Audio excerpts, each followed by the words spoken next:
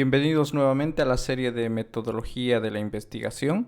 Mi nombre es Luis Roberto y en esta oportunidad hablaremos acerca del proyecto de fin de grado, particularmente desde dos puntos de vista, desde la relación con la tesis y su contextualización al área académica al cual el postulante trata de obtener el grado y desde la perspectiva investigación, problema, solución.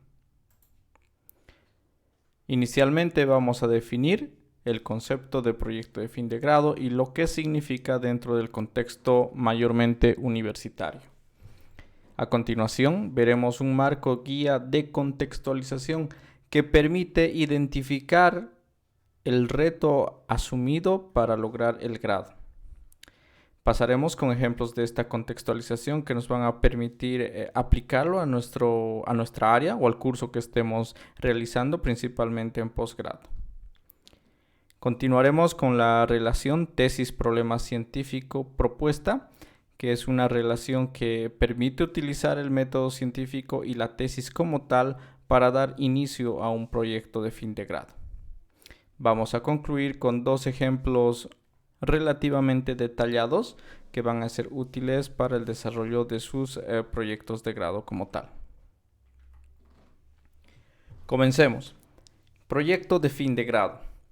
Normalmente, cuando nosotros terminamos un curso y este curso contiene una certificación, la certificación se la puede lograr de varias formas. Una de las formas más usuales es el examen de certificación, donde el postulante debe demostrar que ha aprendido más que todo conocimientos, cosas memorísticas, que le permiten certificarse como que sabe algo. ¿De acuerdo?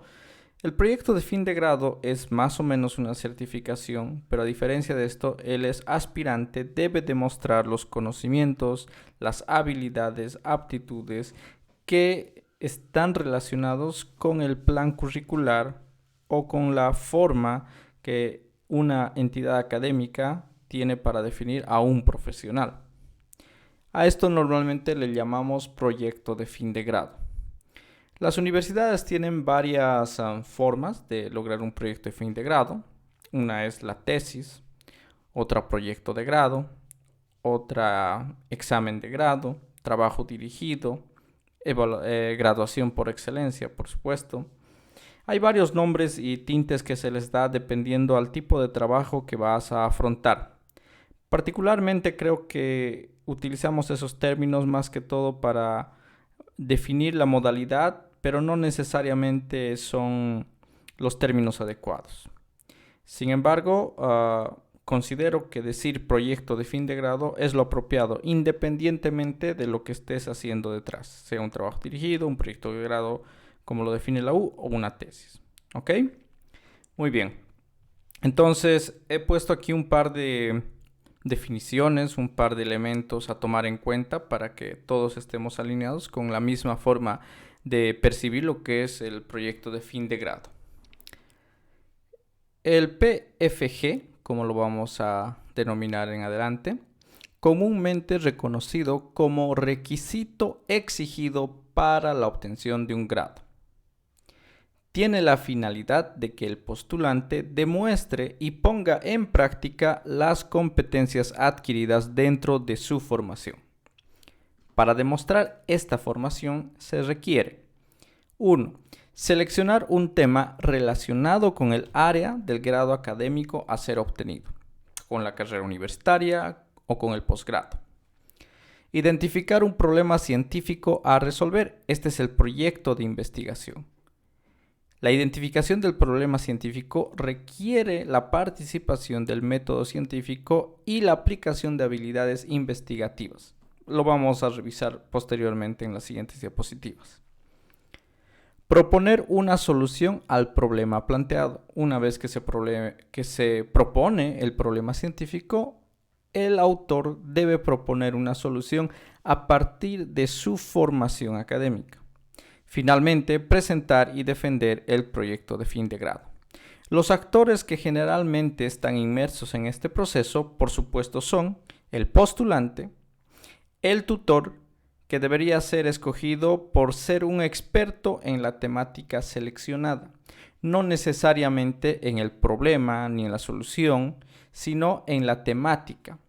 ¿De acuerdo? Eso lo vamos a ver después.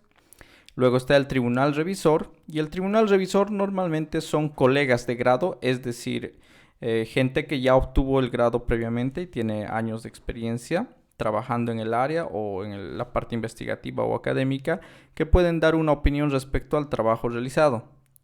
Y sin duda necesitamos la participación de metodólogos. Es una forma de nombrar, no estoy 100% de seguro que sea lo correcto en la lengua española, pero con metodólogos normalmente en la universidad nos referimos a aquellos individuos que tienen habilidades suficientemente desarrolladas para poder dar una evaluación o una valoración de un proceso investigativo a partir de la aplicación de los métodos de investigación. Finalmente tenemos al oponente, que es una persona que se escoge que debería tener experiencia en el problema científico y poseedor del grado al que se postula. Es decir, si vas a postular a una maestría en ingeniería de software, lo normal es que tu oponente tenga el grado de máster en ingeniería de software o equivalente. Además, debe tener experiencia en el problema científico. Una de las cosas más complicadas al momento de que la academia defina el oponente es encontrar a alguien que tenga experiencia en el problema científico. Esto es un elemento clave para poder darle mayor validez científica al trabajo presentado, y normalmente depende del grado al que se presenta. En licenciatura normalmente, o en el primer grado, ya sea ingeniería, licenciatura, en el primer grado universitario, normalmente no se estila en nuestro medio tener un oponente. En un curso de maestría, sí, dependiendo en qué área, sí se suele seleccionar al menos un oponente. En el caso de doctorado, normalmente lo mínimo es contar con 5 oponentes. Sin embargo, existen universidades y academias que tienen más de 5 oponentes. ¿De acuerdo? Eso por la rigurosidad científica y validar lo que se va a plantear. Muy bien, entonces estos son los elementos que consideramos debemos tomar en cuenta cuando hablamos de un proyecto de fin de grado. Es importante que los estudiantes o los postulantes en este caso entiendan en qué contexto debe definirse su trabajo de fin de grado. Este contexto necesariamente tiene que estar delimitado por el curso el cual estás realizando, los contenidos que has aprendido y aplicado, y otros elementos más que vamos a revisar a continuación. Es importante esto porque muchas veces el postulante comienza con la idea de hacer un trabajo de fin de grado basado en descubrir algo, no importa qué. Esta es mi área y quiero descubrir algo porque sí. Y en realidad hacer eso podría ser problemático porque podría ser que el grado académico al cual está postulando no es el suficiente o no está orientado suficientemente a la investigación pura para poder lograr un resultado de conocimiento nuevo. Puede ser un limitante, como también podría ser de que el estudiante lo hace más que todo por un interés personal que no está alineado con el marco de trabajo del grado al cual está postulando. ¿De acuerdo? Entonces, simplemente con el fin de contextualizar, hay elementos que debemos tomar en cuenta. Cuando un postulante culmina sus estudios, es decir, la colegiatura respectiva al programa académico, este conoce el campo de actuación del programa. La vista genérica serían estos elementos. Área del grado académico. Está relacionado con el nombre del curso. Esta área del grado académico puede tener uno o varios objetos de estudio que son propios del área del grado académico. Un ejemplo, por ejemplo, sería que una maestría en educación superior, uno de sus objetos de estudio es el proceso enseñanza-aprendizaje, sin duda. Y estos objetos de estudio son especializaciones por disciplina. Dentro de un curso de posgrado podrían haber varias disciplinas dentro del mismo programa. Por otro lado están los problemas conocidos. Durante tu paso por el programa formativo, tú llegas a conocer o a identificar problemas bien conocidos del área que pueden ser sujetos a revisión para una potencial o posible solución. También están los campos de acción. Los campos de acción tienen que ver con las superficies de cambio, es decir, dónde yo podría aplicar cambios que sean evidentes o que demuestren que mis aptitudes como graduado en tal área son capaces de generar un cambio positivamente. Por otro lado, están las disciplinas y asignaturas del plan curricular. Entonces nosotros cuando hablamos de un proyecto de fin de grado deberíamos revisar los objetos de estudio que tiene nuestro programa, los problemas conocidos dentro de nuestro programa, las superficies de cambio relacionadas con nuestro programa y por supuesto las disciplinas y asignaturas. Esto nos va a permitir delimitar más las ideas y el posible tema a investigar. Vamos con un ejemplo. Tenemos el siguiente curso que es Diplomado en Educación Superior. Objetos de estudio. En este caso solo menciono un solo objeto de estudio, que en realidad normalmente se lo abarca en este tipo de diplomados, que es el proceso de enseñanza-aprendizaje en educación superior. Miren que es mucho más específico porque el objeto de estudio, ¿no?, de la didáctica es el proceso de enseñanza-aprendizaje. Cuando hacemos un diplomado en educación superior, por lo general se pretende formar a los postulantes con habilidades para ser capaces de enfrentar una clase. Básicamente lo que se pretende. Sí se toman más asignaturas para ver en un nivel más alto, un nivel más macro y general. Sin embargo, el principal objetivo es hacer que tú seas capaz de utilizar técnicas dentro de tu aula para que puedas tú hacer un proceso de enseñanza-aprendizaje. Es por eso que el objeto de estudio es este, ¿no? Problemas conocidos que normalmente se abordan son el divorcio, universidad-sociedad, el divorcio, universidad-industria y otro es la evaluación. ¿Cómo evaluar? Uno de los problemas que siempre está presente en educación. Tenemos campos de acción. Los campos de acción normalmente, donde puedo hacer un cambio a partir de mi formación en este diplomado, son en una misma clase y en la asignatura. ¿Se puede ampliar más? Por supuesto que sí. Tengan en cuenta que este esquema lo estoy haciendo a manera de ejemplo a partir de mi experiencia cuando he tomado un diplomado de educación superior o cuando he sido docente o he desarrollado un programa de este tipo.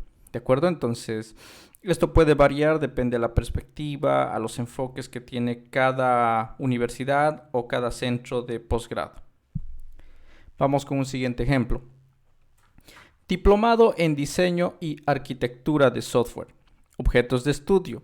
Diseño de software, arquitectura de software.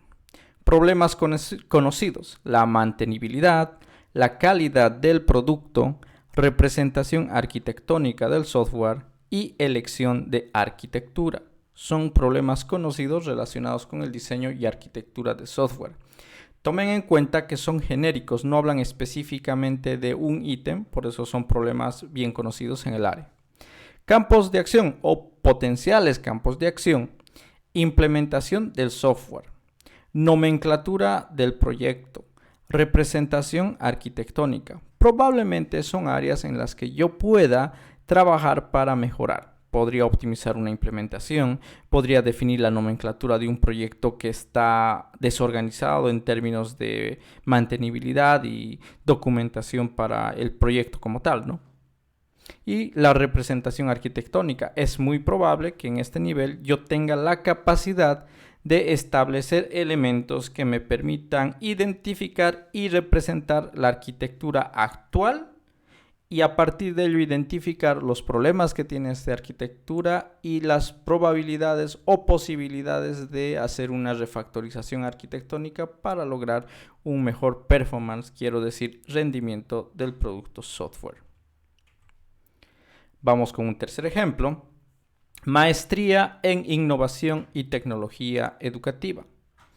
Objetos de estudio. Tecnología aplicada a la educación. Proceso de enseñanza-aprendizaje influenciado por tecnología contemporánea. Este ejemplo lo pongo adrede, ya que estamos hablando de una maestría muchísimo más específica que la genérica. Normalmente, por lo menos en la Universidad Boliviana, la maestría más genérica es maestría en educación superior.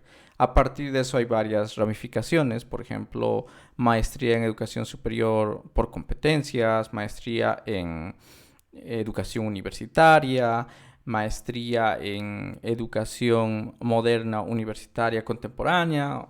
Estoy exagerando con el último ejemplo, pero en realidad le ponen distintos nombres, incluso por una finalidad más de marketing que de esencia, porque al final es lo mismo. Sin embargo, hay otro tipo de maestrías que, si bien tienen como campo de acción la educación, no necesariamente son solo para educación superior, pueden ser para una educación general y se preocupan particularmente de alguna realidad objetiva que se está dando en el medio. Un caso es la maestría en innovación y tecnología educativa, que en esencia pretende entender, comprender el impacto de la tecnología en los procesos educativos y particularmente el cómo el docente puede aprovechar esto para hacer cambios significativos en el medio educativo en el que se desenvuelve, en el grado que sea. ¿De acuerdo? Desde ese punto de vista, por ejemplo, tenemos lo que les decía, los objetos de estudio, ahí lo justifico. Tenemos algunos problemas conocidos, por ejemplo, transición a escenarios educativos modernos. Este es un problema común. Tenemos estudiantes nativos digitales hoy y estas personas probablemente se sienten poco animadas o desmotivadas frente a un escenario de educación, entre comillas, tradicional. También tenemos el tema de los docentes que vienen de una escuela antigua donde la tecnología moderna, no voy a decir que no se utilizaba tecnología, sino que la nueva tecnología está abriendo la posibilidad y la existencia de nuevos escenarios educativos en los cuales debería haber una transformación, un aprovechamiento de estos nuevos escenarios. ¿De acuerdo? Entonces, un problema conocido es esa transición tanto de estudiante como docente y el proceso como tal. También la transformación tiene que ver en el ámbito institucional, como una universidad de corte tradicional puede comenzar a transformarse y aprovechar y explotar al máximo los nuevos escenarios educativos y tecnologías modernas aplicadas a la educación, por supuesto. Bueno, no voy a extender más respecto a esto, pero es importante identificar lo que estoy tratando de decir, tratar de justificar, tratar de enmarcar dónde me muevo dependiendo del curso, del grado y del nombre del propio programa, ¿no?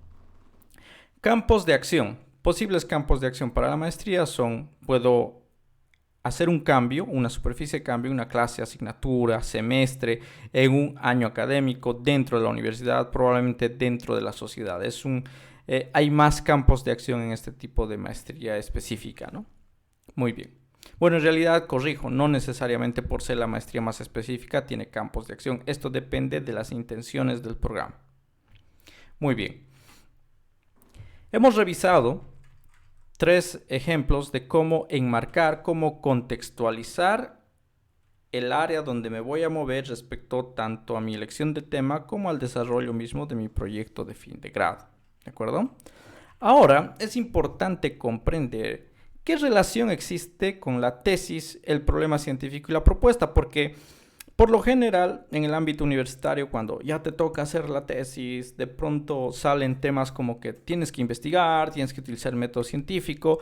Sí, ya hay una discusión fuerte normalmente en carreras de ingeniería, ¿no? Donde te dicen una hipótesis, tú escuchas el nombre hipótesis en ingeniería, normalmente en el medio académico, y dicen, no, pero eso no aplica.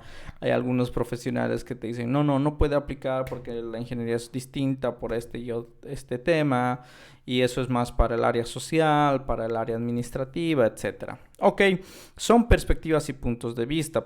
Probablemente no son compatibles dentro del esquema que se han formado, ¿no? Me refiero, podría ser muy técnico y muy poco del área social, del área de humanidades, y resulta que la mayor parte de literatura que se entrega a la universidad o que la universidad está utilizando es más orientada a humanidades, ¿no? Eso va a calzar perfectamente en humanidades, pero probablemente en el área tecnológica no es tan bien recibida, lo cual no significa que esté mal, por supuesto. Desde ese punto de vista, la intención de esta área es de o de este tópico, mejor dicho, es que tratemos de entender cómo yo puedo utilizar la tesis desde la definición que dimos en el pasado video, ¿no? Recuerden que la tesis es la conclusión después de haber aplicado el método científico a una hipótesis que tenía, ¿de acuerdo? Entonces, ¿cómo yo aplico la tesis para formular un problema científico y finalmente lograr mi propuesta? Muy bien, vamos a ver el aspecto general. Partimos del mismo esquema de la tesis, ¿de acuerdo? Recuerden este esquema del anterior video. Tenemos un investigador un ser humano, una entidad cognoscente, que observa una realidad objetiva, esta vez en un campo de acción específico, su contexto. A partir de esto, define una hipótesis. La hipótesis, en este caso, debería ser: en esta realidad objetiva existe un problema. El investigador ve la realidad y dice: no, aquí hay un problema. Esa es una primera gran diferencia con una tesis, vamos a decir pura, pero en realidad el término está mal utilizado. Sería una tesis de descubrimiento, una tesis de explicación de la realidad. Esta es una investigación-acción más que todo, ¿no? Porque en realidad dentro de la realidad objetiva busca un problema, define un problema. Por ejemplo, puedo decir, el problema es que hace mucha calor. Estoy exagerando con este ejemplo, ¿no? Y sujeto, o mejor dicho, aplico el método científico sobre la hipótesis que tengo. Mi hipótesis debe ser: existe este problema. Aplico el método científico para verificar que el problema realmente existe o que no existe y solamente es una percepción errónea o una percepción equivocada que tuve. Si el método científico valida la existencia de este problema, entonces estás a un paso de establecer un problema científico. Los problemas científicos, por supuesto, tienen sus características, lo vamos a revisar en un siguiente video, pero básicamente tiene un fundamento.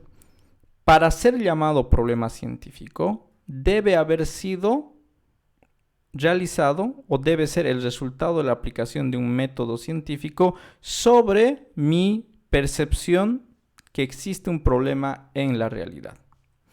Toda esta primera parte se lo documenta en la primera parte del perfil del trabajo de fin de grado o proyecto de fin de grado dentro del proceso documental. Podemos decir que esta primera parte ya es parte de tu perfil, una vez que lo documentas, por supuesto.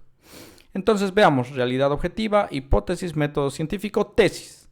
En este caso, la tesis, la conclusión de todo este proceso es si realmente existe el problema.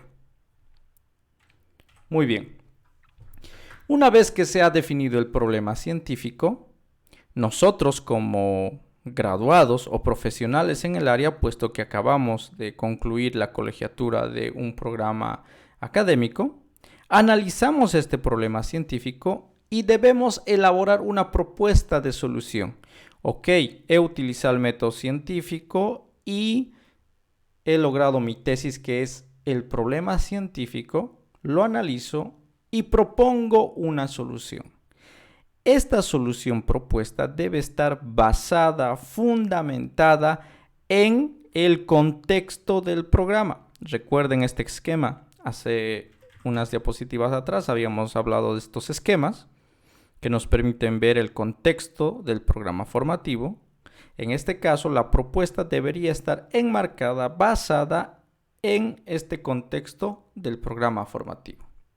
Todo esto se documenta y llega a ser la segunda parte del perfil del trabajo de fin de grado, que es parte del proceso documental.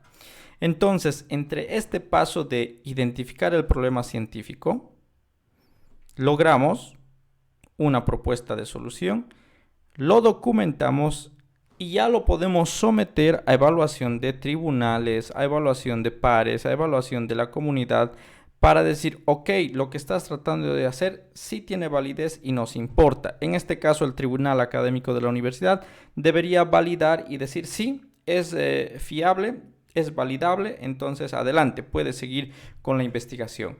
Algo que me gusta hacer notar en este esquema es que hacemos uso de la hipótesis como tal. Normalmente en las investigaciones comunes hay muchas veces problemas. ¿A qué me voy con investigación común? La investigación común, mal dicha quizá en este ejemplo, es cuando a un estudiante de grado le dices, ok, ya tienes que hacer tu tesis y haz tu hipótesis. Y no entiende qué es la hipótesis, ¿no? Y en este caso tratamos de utilizar la hipótesis como el planteamiento propio de decir que existe un problema y el resultado es el problema científico. Estaríamos diciendo que durante el desarrollo del perfil del grado, el estudiante realmente hace investigación porque aplica el método científico. Ya cuando esté elaborando o poniendo en práctica, poniendo en marcha o implementando la propuesta de solución, va a tener que aplicar quizá también el método científico, pero más allá de eso va a necesitar la aplicación de herramientas, instrumentos y habilidades que ha logrado adquirir durante su formación como diplomado en área o maestría en área. ¿De acuerdo? Entonces, esa es una de las grandes cosas particulares que considero importantes en estos dos esquemas. Muy bien, finalmente, cuando ya tenemos esto, comenzamos con el proceso documental entero. ¿A qué me refiero? Hemos hablado que el perfil de proyecto de grado es el problema científico más la propuesta de solución, lo que forma el perfil. Una vez que tenemos esto, comenzamos nuestro trabajo, desarrollamos la propuesta o la implementamos y documentamos todo este proceso. A todo este proceso, nosotros tenemos como resultado 3 artefactos: el documento final, el artículo científico y la presentación digital. El documento final podemos decir que es el empastado que presentas a la universidad o el documento completo. El artículo científico es un resumen del documento final. Puedes enfocarte a cierta área, tal vez a un instrumento de medición que has utilizado, tal vez a un problema más específico que has encontrado, tal vez a las recomendaciones o problemas que has encontrado durante tu investigación, durante tu implementación de la propuesta. Es independiente, de hecho no estamos cerrados a un solo artículo científico, pueden haber N, lo cual ayuda a la comunidad científica a enterarse del trabajo que has ido haciendo.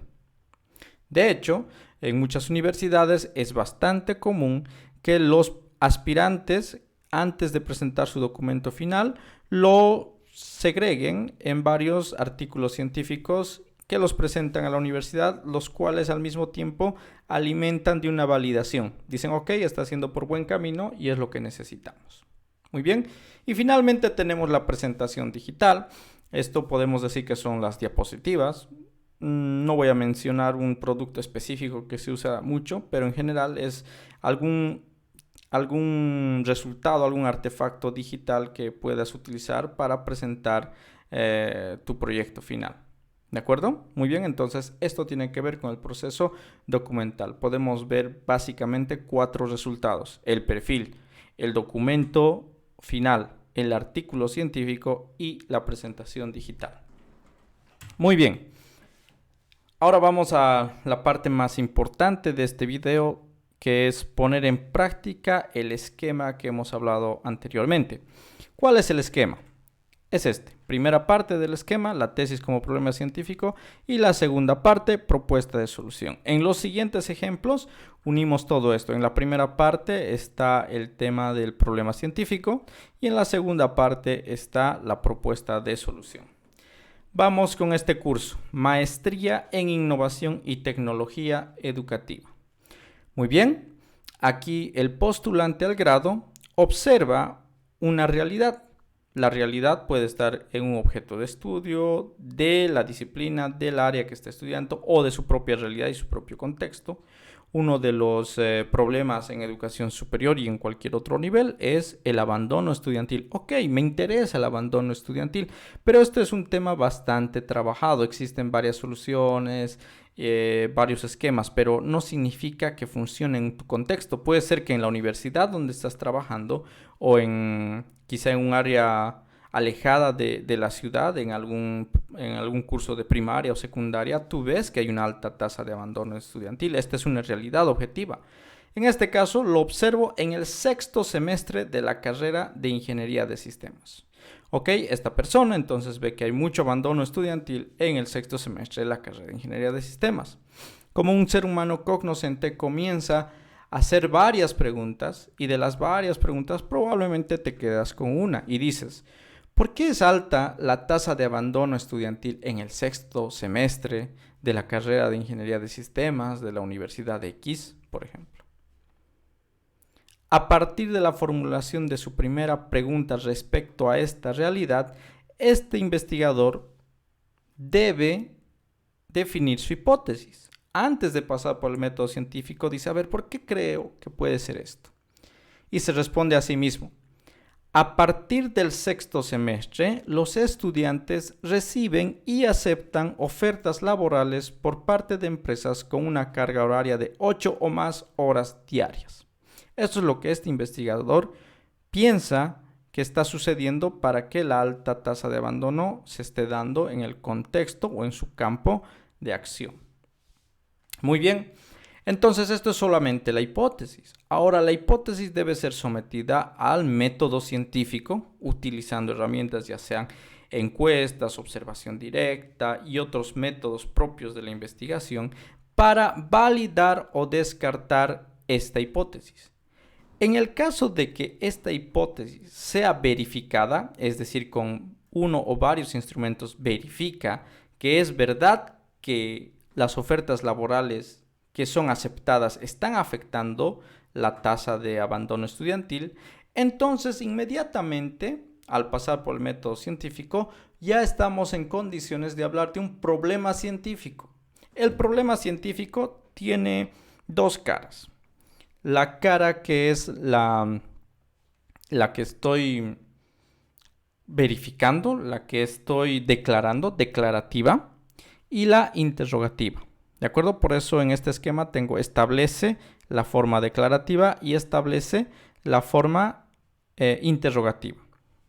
Muy bien, vamos a la declarativa. Dice, el resultado de mi investigación, de mi tesis, es mi problema científico y dice, existen varios factores de abandono. Sin embargo, se puede concluir que el porcentaje mayor de abandonos se encuentra distribuido en aquellos estudiantes de sexto semestre que cuentan con una fuente laboral de horario fijo y las asignaturas correspondientes están coincidentemente distribuidas en horarios incompatibles, horario laboral. ¿Qué ha encontrado este investigador? Este investigador dice, ok, lo que yo decía es cierto, pero no del todo. Existen otros varios factores.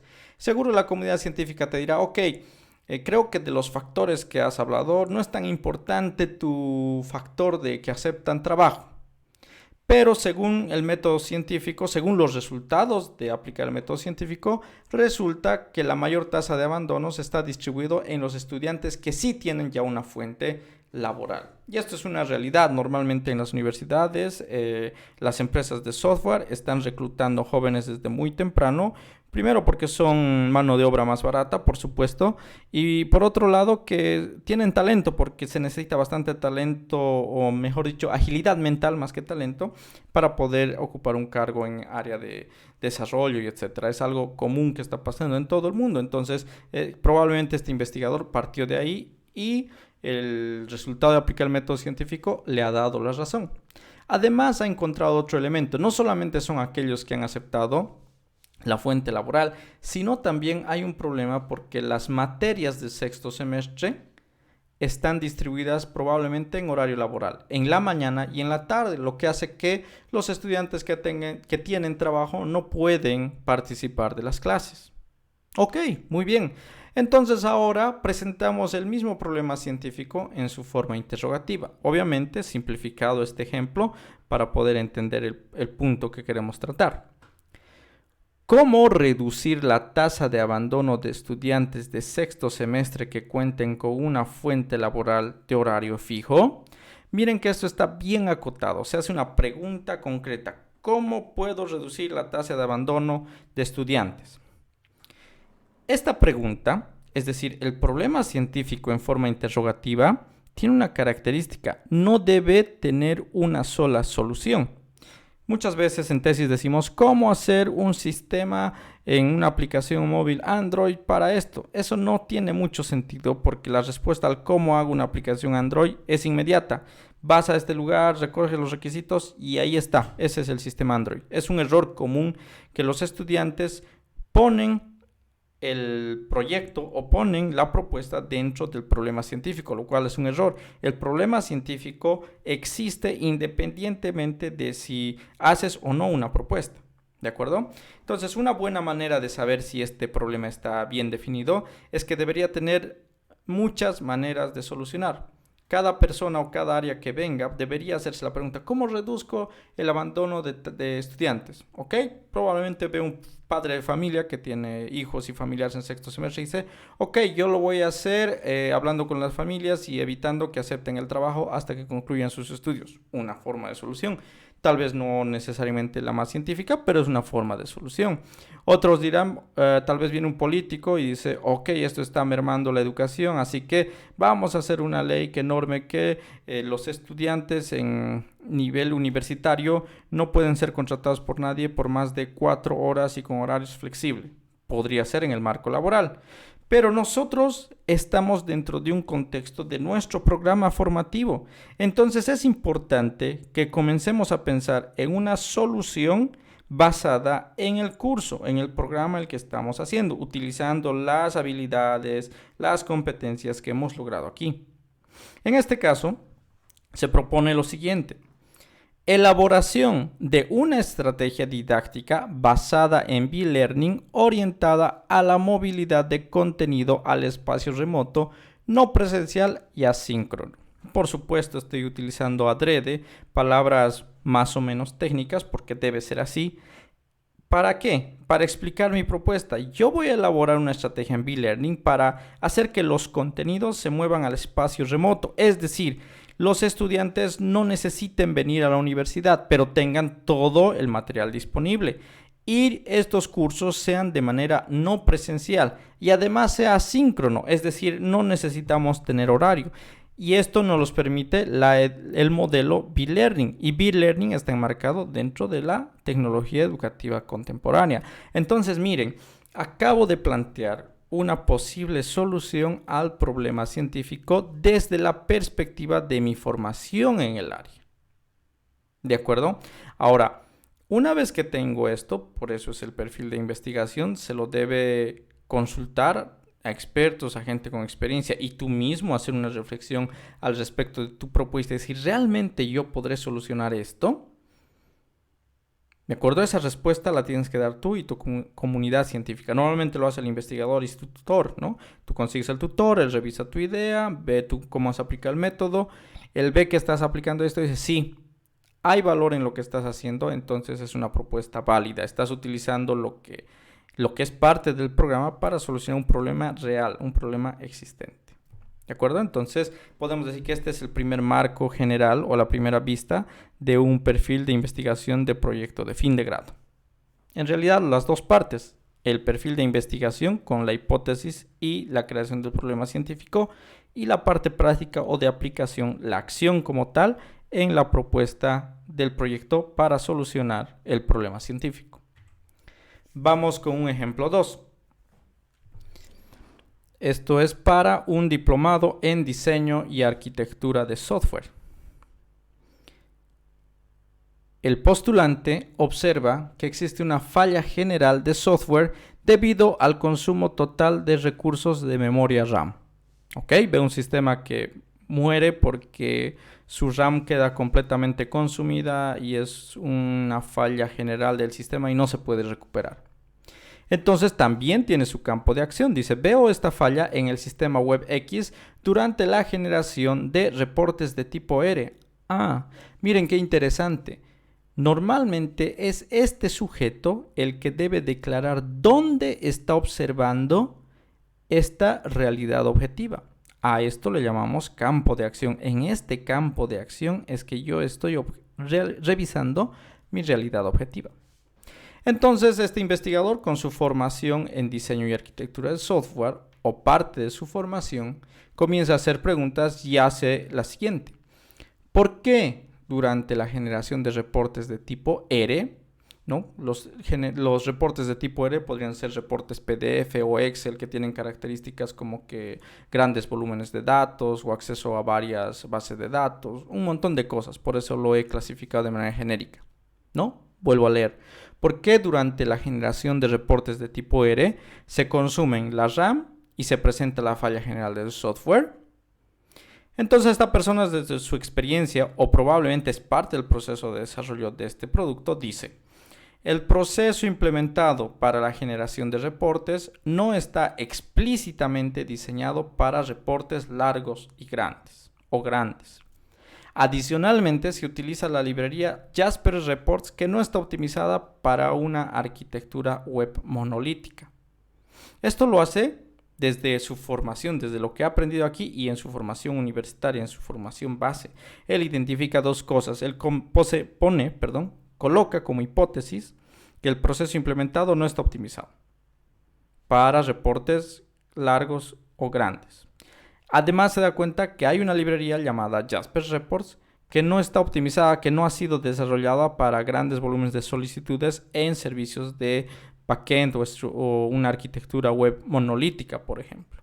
Ok, esta es su hipótesis, puede estar equivocado o no. Entonces a esta hipótesis aplica el método científico.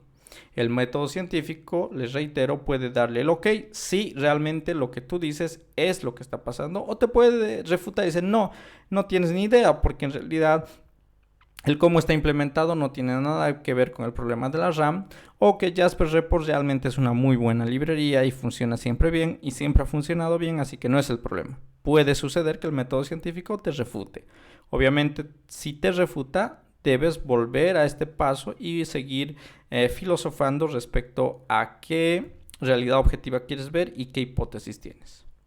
En este caso vamos a asumir que el método científico nos ha dado la razón. Hemos entrevistado a los desarrolladores, hemos hecho una revisión documental del código, hemos aplicado técnicas de análisis estático, etcétera, etcétera, que nos han permitido llegar a la siguiente conclusión, la tesis como problema científico. Dice: la implementación de la generación de reportes no está optimizado para reportes de larga duración. Adicionalmente, la liberación de memoria por parte de Jasper Reports reporta problemas de liberación de memoria RAM y la arquitectura del sistema en cuestión es monolítica, dando como resultado el uso compartido de los recursos de cómputo por todos los procesos de manera simultánea. Miren que el problema científico que partió de la hipótesis siempre queda enriquecido. Nunca es sí vale, no vale. Siempre se enriquece, se establece de mejor manera, se delimita de mejor manera y aparecen mayores detalles que te permiten entender de mejor manera el problema científico. Muy bien, esta es la forma declarativa. Pasamos a la forma interrogativa. Otra vez volvemos al cómo. Me gustan mucho las preguntas del cómo para este modelo de investigación porque estás dejando la puerta abierta. ¿Cómo resuelvo este problema? Opción A, B, C, D, y una de esas opciones debe estar basada en el programa que has trabajado. En este caso la pregunta es: ¿cómo eliminar la falla general por consumo total de RAM en el sistema web X durante la generación de reportes de tipo R? ¿De acuerdo? Si bien parte de aquí, cuando hacemos de manera interrogativa, somos mucho más específicos para buscar una solución.